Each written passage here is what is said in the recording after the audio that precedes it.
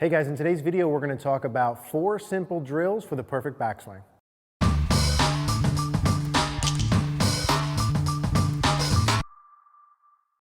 All right guys, let's talk about 4 simple drills to the perfect backswing. Before we dig into this, if you guys do like this video, please do me a favor, click the like button down below, click the notification bell so you know right away when these videos come up, and also please subscribe if you haven't already. So 4 simple drills to the perfect backswing. If you watch the video on PGA Tour checkpoints for the perfect backswing, you know some of the things that we're looking for that make a good backswing. I have 3 drills about how the arms and hands work and 1 drill about how the body works. So let's not waste any time. Part number 1 to the perfect backswing has to do with the first part of the backswing, which is the motion from setup position into first parallel. So what you do for the first couple of feet of your backswing during the takeaway until the club gets parallel to the ground has a lot to do with what's going to happen for the rest of the swing. If you've watched our videos, you know that what we see good players do is the hands from here are going to travel more or less straight back from here, slightly inward. The club at first parallel is going to be about even with my hands, or just slightly outside the hands would be preferable. So hands work basically straight back, club head even with or just outside. Also like to see the club face here, not quite toe up, not 45 degrees down, but tilted down. Some people would say parallel to the spine angle at this position. We want to avoid an overly in club head and maybe an overly out, but overly out might be okay. But even with slightly outside, I see a lot of takeaways where the backswings look like this: hands away, club head roll in. This would be the most common error that I see. So we've done some videos with the tee in and getting the hands working in, and that's a really good feel for that. But the drill that I want to start with here to get the perfect takeaway position, all you need is an alignment rod.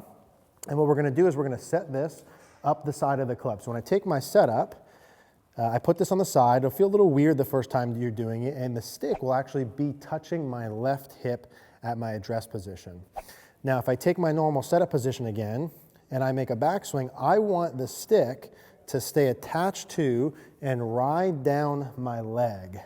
So if I were to do it bad from here, the stick would come off of my leg as my hands went out and club head went in. So from this side, when I do a takeaway, I want the stick to ride down my leg, okay? Can you see that there? If I did it poorly, hands out, club in, a lot of form roll, the stick would ride off of my leg. So there's some minor details here we don't need to get into, but from here, I just want you to practice getting this stick kind of gliding down your leg with the goal of getting the club head even with or slightly outside the hands at first parallel. Some of you guys who roll too much or go too far inside, that might feel like a little bit less forearm rotation than normal. That might feel like a little bit more hinge than normal. But again, the goal, club head even with the hands when it's parallel to the ground. How much should you hinge? Hinge to the point where the club head's even with the hands. How far inside or outside should it go? To the point where the club head's even with the hands, right? That's the checkpoint here. And now in terms of practice, I'm going to pop on my little up glove here. In terms of practice, what I would do is I would do a couple rehearsals of that and a couple reps. My hands sweat, so I need a glove. And I would confirm that feel. I'd put this in. I'd check it with a little mirror or a, live view or video or something and confirm that feel and go ahead and do some little practice swings, just trying to get the first part of your takeaway down.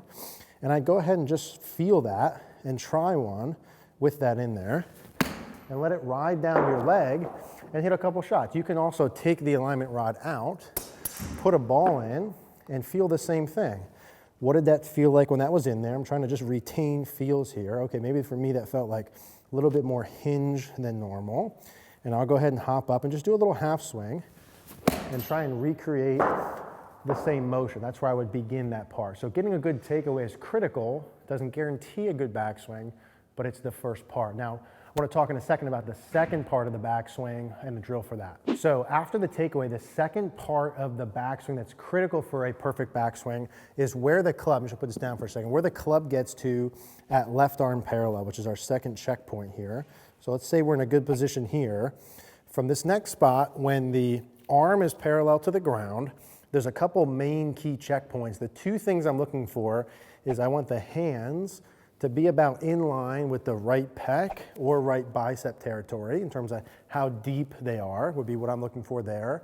And I also want to look at where the shaft is at in space. So I'm going to pop this on the side of the club again, just as a little visual. When I make my backswing, again, if you guys watch, you know what we like to see, good players do.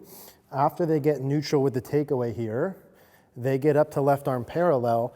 The butt of the club, if you can see where this yellow stick points, the butt of the club will point between the ball line and the toe line. So in all of my swing analysis videos, if you watch, there's a line for the golf ball target and there's a line on the toes. The butt of the club at left arm parallel, if this stick kind of represents where it would go forever, would point between those two lines. Most people who have a neutral swing, backswing plane, would point probably a little bit more towards the actual golf ball line, ball target line. You could go more towards the toes if you want the shaft to be more vertical. What we're looking to not have happen is the butt of the club be way flat and pointed outside. So what you would do is put this stick in, put these two sticks on the ground, and make some backswings where you see that point in between. And what do you feel is happening different compared to your normal when you do that? You want to rehearse that a couple times. You want to give yourself feedback again with a mirror video. And then I would pop these out of there and do a couple rehearsals. What did I feel? Well, maybe if you normally go way too flat, that feels like really straight up and down. Okay, let me pop that in there. Let me record and see if I can retain the same feeling like that stick is in and actually start to hit some shots with that.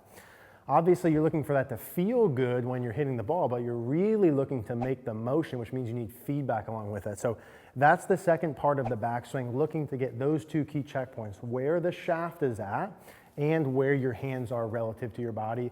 Let's talk about the top of the backswing next. The next checkpoint for us is the top of the backswing. And while there's several things at the top of the backswing that are very important, the one part I want to focus on is the wrist conditions. If you got the takeaway position, the left arm parallel position pretty good, I'm going to assume some of the other stuff at the top is going to be good, but I want to focus on wrist conditions. So how do we do wrist conditions? There's a bunch of different things you can do. We can just use a plastic hanger, pop it on the side of the club. I did a video called My Favorite Compression Drill a couple months ago if you want to watch that too in terms of how this works in the downswing. But the baseline principle is the hanger's on the side of the club. It's on my left wrist. When I work up to the top, if I do my wrist conditions well, you'll see that still stays on my left wrist. And if I cut my left wrist too much, I lose the touch there with that on my wrist. Now it's pressing against it, now it's off of it. So really the hanger is at the top to make sure that left wrist is flat. It doesn't need to be perfectly flat. You can have slight extension or a little bit of bow, but what I'm really looking for is, hey, can I check mark that box? Is my left wrist fairly flat there? Can I still feel it? Is my right wrist bent back? If I can get my backswing where I have the club here, and the club there, I'm putting myself in a really strong position. Of course, I would want to get a little bit more detailed and check some other things, right? But I'm checking these pieces. Can I get my club head even with my hands? And you can even use the hanger for this part. Keep it against your wrist, keep it pretty flat. Get it in between that baseline like we talked about, still keep this on.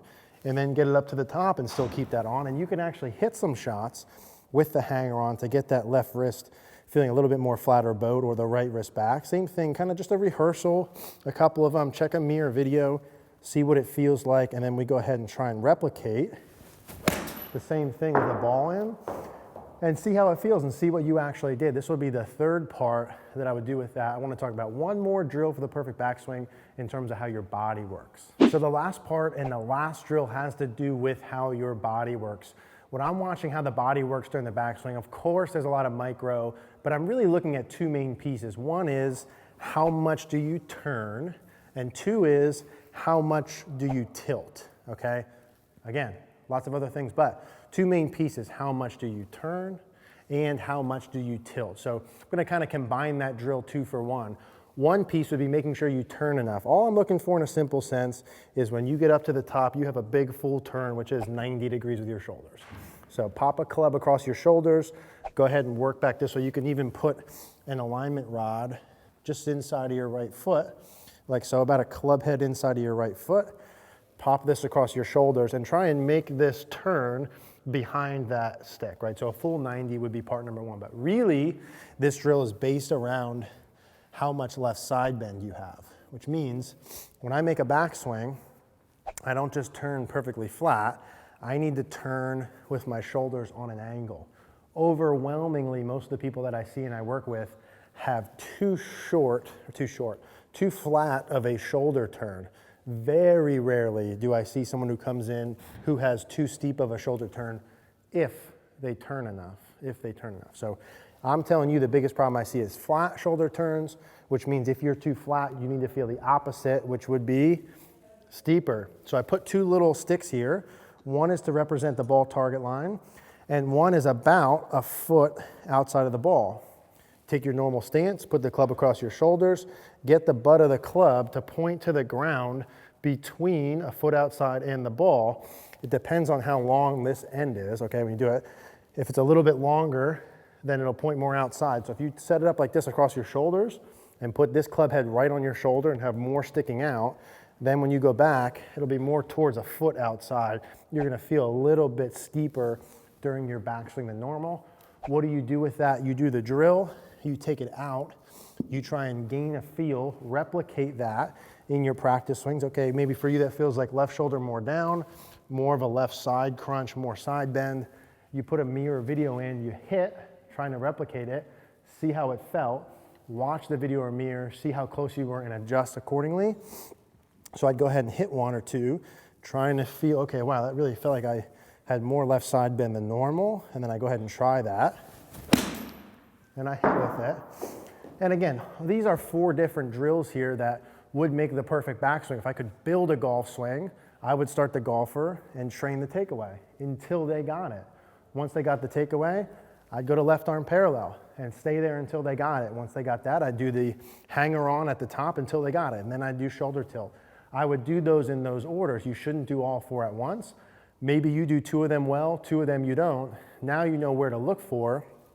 Start early and work your way back like that. So those are the 4 drills I would do, 4.5, maybe 5 with a turn to have the perfect backswing. If you guys have any questions on that, feel free to leave a comment down below.